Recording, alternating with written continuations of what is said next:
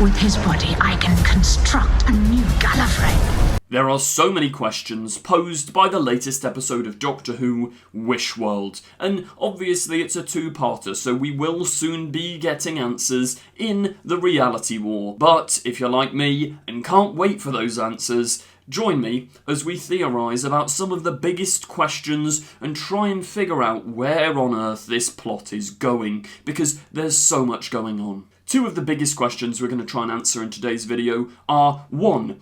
Who or what is inside this unit containment vault prison thing?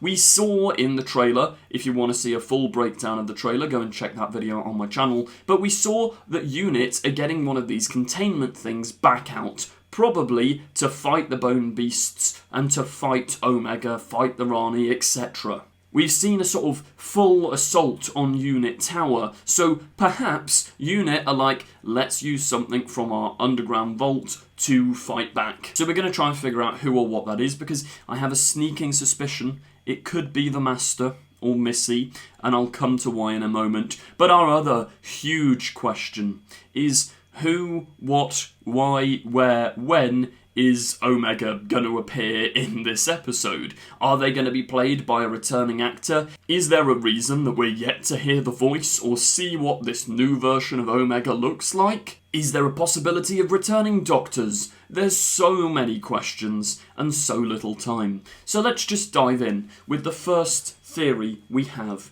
Missy / the Master in the vault, which feels like a throwback to Series 10. I mean, it's quite funny, this has gone full circle. Back when Series 10 was coming out in 2017, I was making theory videos on how it must be Omega inside the vault. And now here we are with Omega's return, and I'm making theory videos on how it's actually Missy inside the vault. But funny how time works. I'll take you to the beginning of this little theory. As we see in the trailer, units are being attacked by probably the Rani's command, Omega's command, to keep units busy and away from the main stuff happening on the Bone Ship Palace thing. So, just like Kate Stewart did in Lucky Day, she's probably panicking, and she's gone, okay, let's use something from our super secret vault to fight back. Now, things that we know are listed in this vault are: 1, the Toymaker.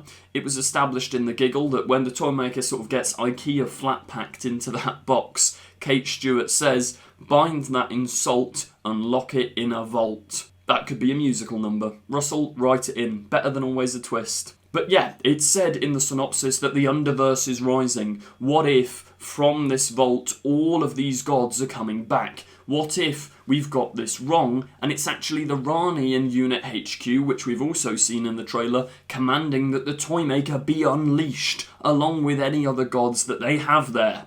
There is also the possibility that it's a Shriek. I mean, we know Conrad's back, and the Shriek's probably still after Conrad, so it would actually make sense if, just like in Lucky Day, they think to unleash the Shriek to get Conrad out the picture. Because Conrad, it's as I always say, bro thinks he's on the team. You've got 2 Time Ladies, you've now got like the first and biggest Time Lord of all, Omega. You've got a Wish baby who's actually part of the Pantheon and is a god.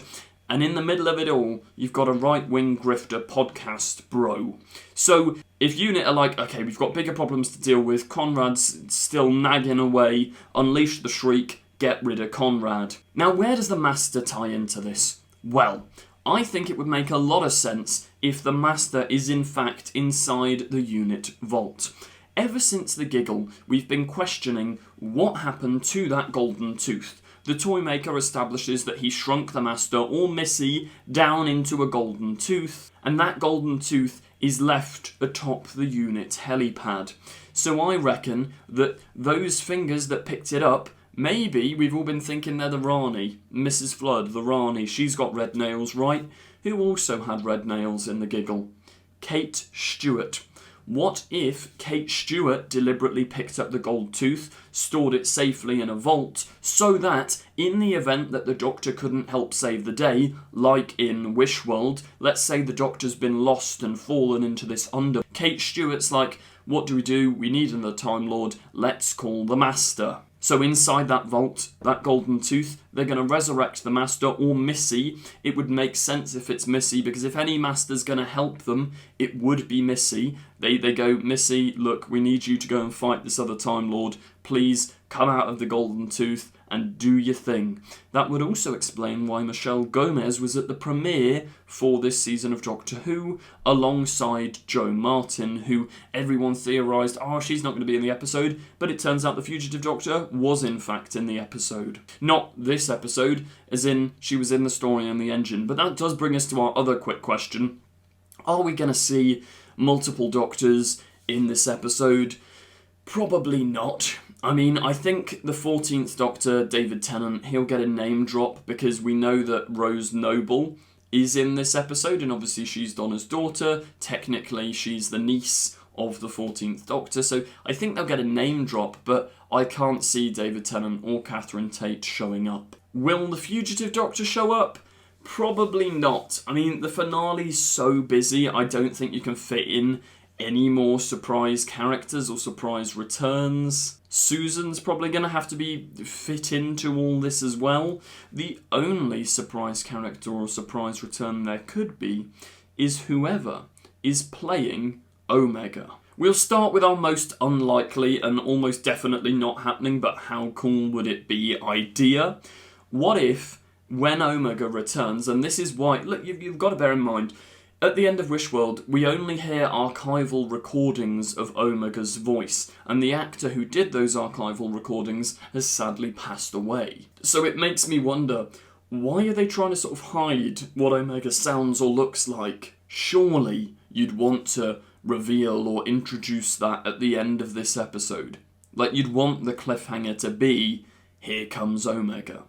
Unless you're saving a huge grand reveal that, I mean, it would make sense in terms of canon, Omega, who is returning, is played by Peter Davison. Now, I do want to preface, before you get your hopes up, the possibilities of this are very, very, very little. But the last we saw of Omega in the Arc of Infinity, he had replicated the Fifth Doctor's body to use to walk about on our plane and to exist within the matter universe. Sure, he is seen to be defeated and killed and he fades away, but what if a part of him survived?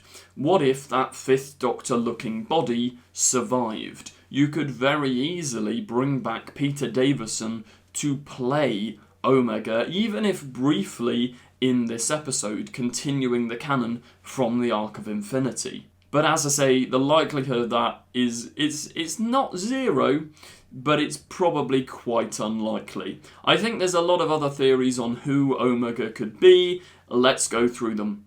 Number one is Rogue, played by Jonathan Groff. I also think this is unlikely, but you've got to think, like, why on earth could Rogue contact him? Was it even Rogue, or was it a lie? When Rogue gets sent at the end of that episode, he's in, I keep saying the word Rogue, but when Rogue gets sent away at the end of Rogue, he's being sent to a dimension that they don't know, a lost plane, a sort of hell dimension with the shape-shifting bird creatures. What if that was the Underverse, and in the Underverse lurked Omega's consciousness, and he latched on to Rogue's body, and he knows that Rogue has a special connection with the Doctor, so he's been biding his time and using Rogue's body as a vessel to get back at the Doctor. And that's why he appears in Wishworld through the TV to say to the Doctor, wake up. He's trying to deliberately make the Doctor have doubts, so that, as we see in Wishworld,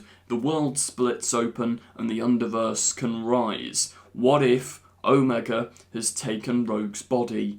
That would be a pretty cool idea, but grounding this theory in reality, realistically I don't think Jonathan Groff is coming back to Doctor Who. We'd kind of know if he was. It also seems like his Wishworld appearance was a cameo, unless that's a fantastic double bluff. It was a cameo that he filmed when he shot Rogue, the episode Rogue, so I think it's unlikely, but it's a cool idea. Now, there is as well the possibility that, jumping off the back of the Peter Davison idea, what if he steals the 15th Doctor's body? Like, Just like in Arc of Infinity, I mean, we see very little of the 15th Doctor in the Next Time trailer, so what if the 15th Doctor has fallen into the Underverse, Omega takes his body, and then returns to our universe, played by Ncuti Gatwa? That could be quite cool, and it would tie in with Classic Who with the theming of Omega stealing the Doctor's bodies. There is as well a possibility, which I really hope not, but we may just not see him.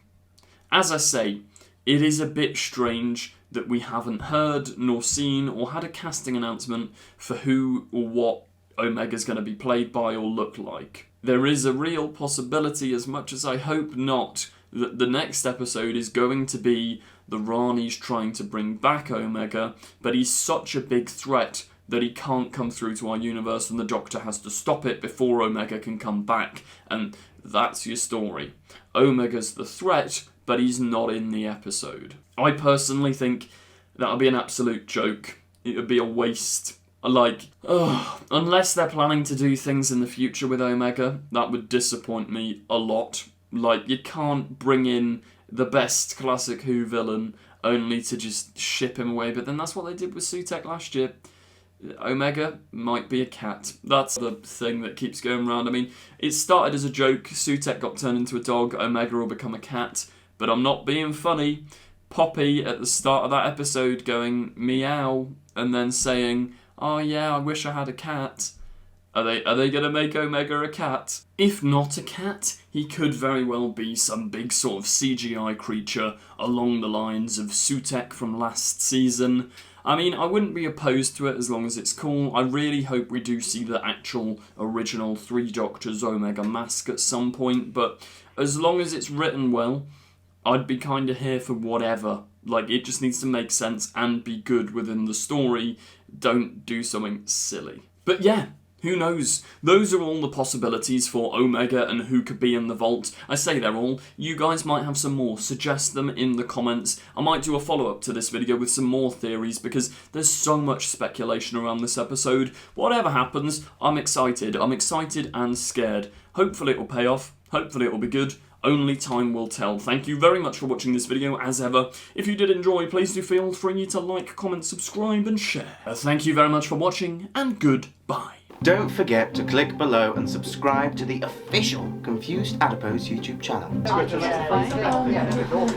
I will destroy you! She's not seen a single episode. No, I've watched your episodes. Keep these sonic screwdrivers. What else am I saying about the film? Don't watch this one.